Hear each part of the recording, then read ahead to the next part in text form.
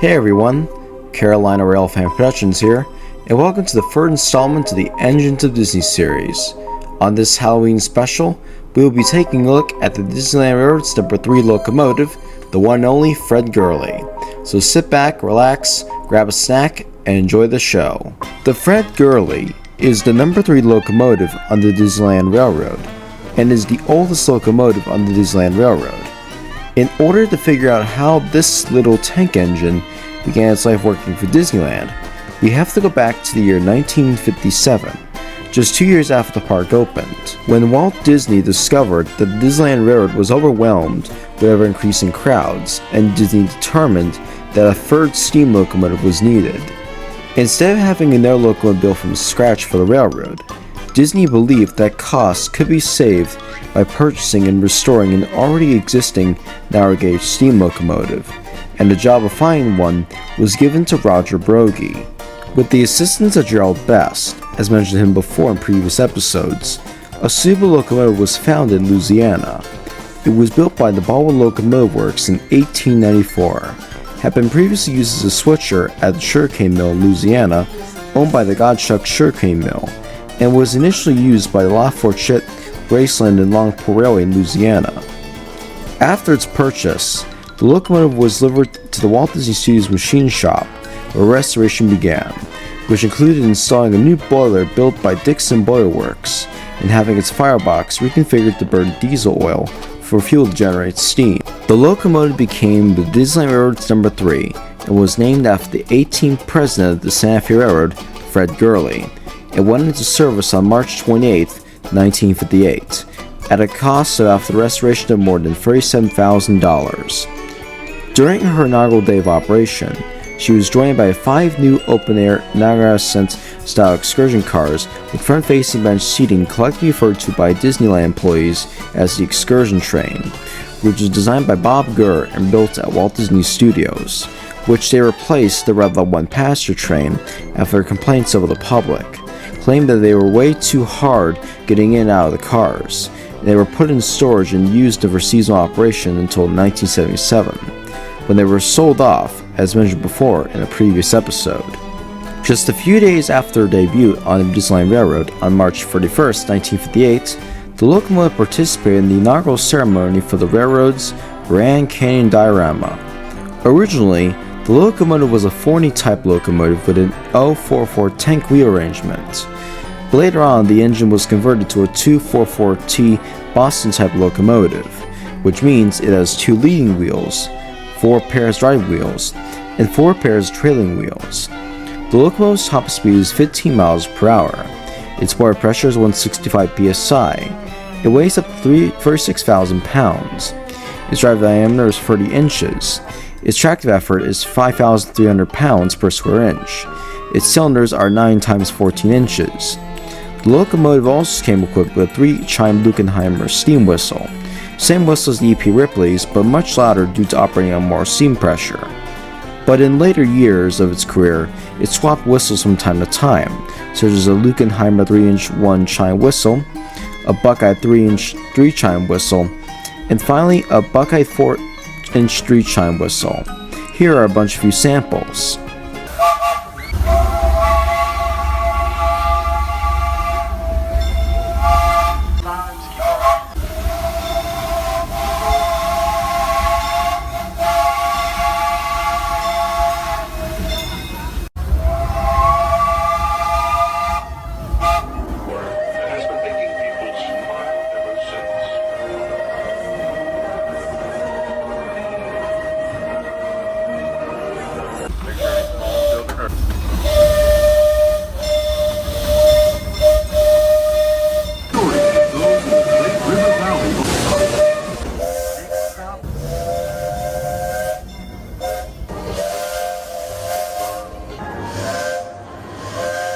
Majestic Matterhorn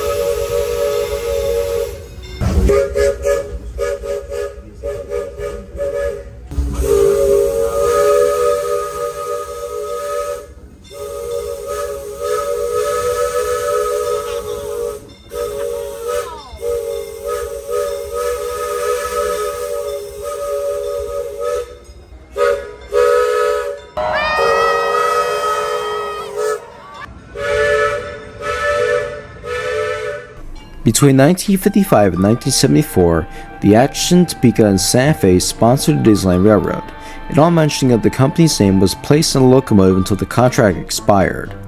The Fred Gurley originally burned regular oil for the next 50 years until 2007, when during her rebuild, she was converted to burn biodiesel fuel to help control fossil fuels and emissions into the atmosphere.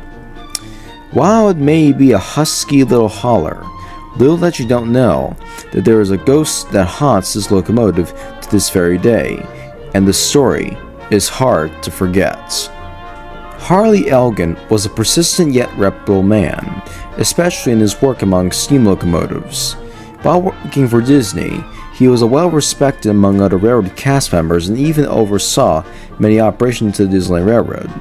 Then at the time, the Santa Fe and Disneyland Railroad, as mentioned before, and became the railroad's foreman while Walt Disney was away. However, despite his notoriety, there was little information about his early life beyond his experiences with the Santa Fe Railway, while most of his info was mostly on his time working for the Disneyland Railroad. For many quirky stories, Elgin was known for, including one of a few Disney employees approved by Walt Disney to chew tobacco at Disneyland. There was one thing almost everyone working on the railroad knew about him, and that was his love for the Fred Gurley. No one understood why Elgin loved the engine. Maybe it was the shape and design of the engine, but despite that, the two would work together like peas in a pod. However, little did Elgin know that his favorite little engine was going to be the last things he would operate and see. August 1963. The air is fresh and the skies are clear on a bright sunny day. Elgin and his firemen are joyfully running the Fred Gurley around the park, passing by crowds of onlookers and admirers. The day was a normal day, a passing thought that probably both Elgin and his firemen shared. As per usual, the Fred Gurley makes its stop at the somewhat new at the time Tomorrowland station, picking up guests as usual along the way. Then, with the cry of two whistle blows, Elgin proceeds to open the locomotive's throttle, pushing the locomotive and its cars deep into the mysterious tunnel ahead. As the locomotive is slowly developed in darkness, a balanced yet common theme is heard being played throughout the tunnel. Suddenly, out of the shadows comes a light, illuminating a massive 306 feet diorama depicting the Grand Canyon, accompanied by a fair share of trees, rocks, and taxidermied animals. As the guests on board gasp in astonishment at the beautiful views of the Grand Canyon, Elgin and his firemen were indifferent. Having seen the Grand Canyon multiple times since its opening in 1958, they simply thought to themselves, today was just a normal day, until it wasn't. As the Fred Gurley pulled out of the Grand Canyon diorama and onto Main Street Station, of the souls traveling from Tomorrowland there was now one less on board. Harley Elgin suffered from a fatal heart attack and had passed away at the controls of his favorite engine. What happened on that train after the events of August of 1963 will probably never be known from this point on. There's quite literally no information of what happened to Elgin after his own timely passing, at least in the living world. Ever since that day in August of 1963, there have been many strange reports of things happening to those who worked on the Fred Gurley. The engineers running the locomotive reported stories of feeling like they're being watched, or sometimes even feeling cold spots while inside the cab. An extremely strange thing to hear given the nature of operating a steam locomotive.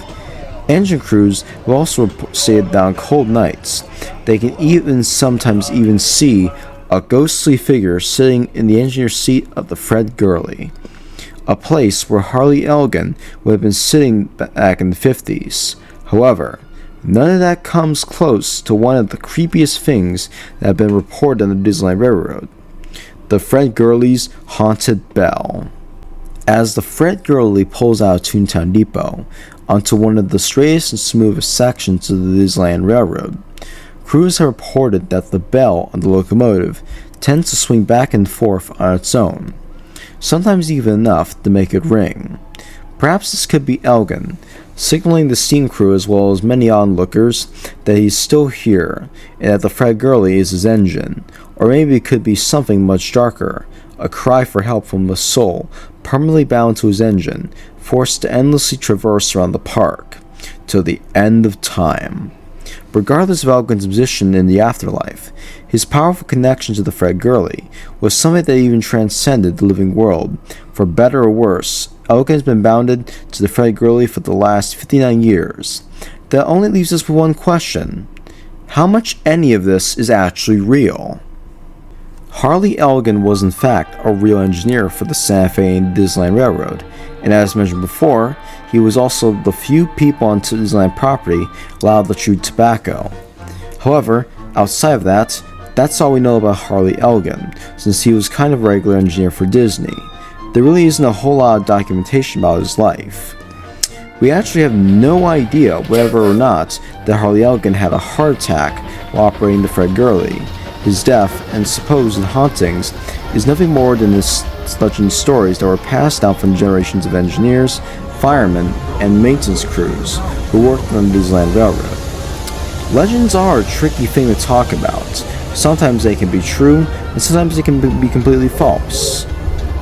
The legend of Harley Elgin haunted the Fred Gurley might be as simple as a story that the engineer crews tell each other, just to freak out newbies operating the locomotive. With that being said, how true are these ghost stories?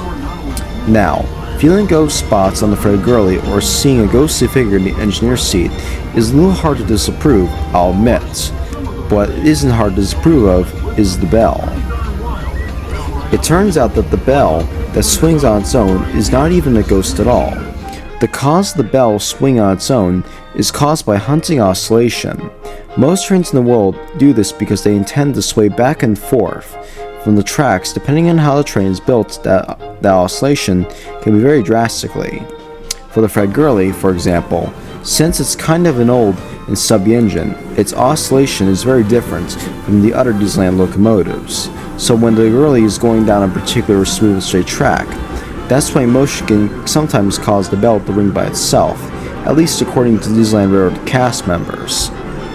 Maybe these are just stories that are used to scare engine crews operating the Fred Gurley, or maybe Elgin's love for his little engine really did transcend the afterlife. Who knows?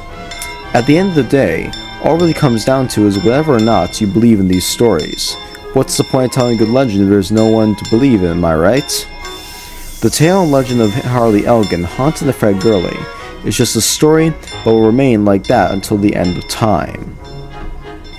The Fred Gurley has a fascinating history throughout its career, from working as a sugarcane locomotive, to working at Disneyland, to even having a haunted spirit haunting it to this very day. And besides working at Disneyland, the engine was also another Disneyland locomotive to take part in the Fullerton Railroad Days event in Fullerton, California. Interestingly, there have also been a few models of the engine, such as LGB, as they have made a model of it in the star set in G-scale. Sadly, this set is now a very rare set and is very hard to find, and does eventually pop up online sometimes. Another interesting thing is that the Fred Gurley's sister locomotive, the Elias, still exists as well, and like the Fred Gurley, it was also a 40 type locomotive, and can be found at Rob Rossi's ranch somewhere in California, and it currently operates on rare occasions. The Fred Gurley is a husky little locomotive, and will continue on strong at Disneyland as part of Walt Disney's love and passion for trains. Thank you so much for watching this very special episode of Engines of Disney. If you enjoyed the video, subscribe for more great content. If you enjoyed the video, like and comment and share. I'm Railfan Productions. Have a good day, have a good one, and happy Halloween, folks.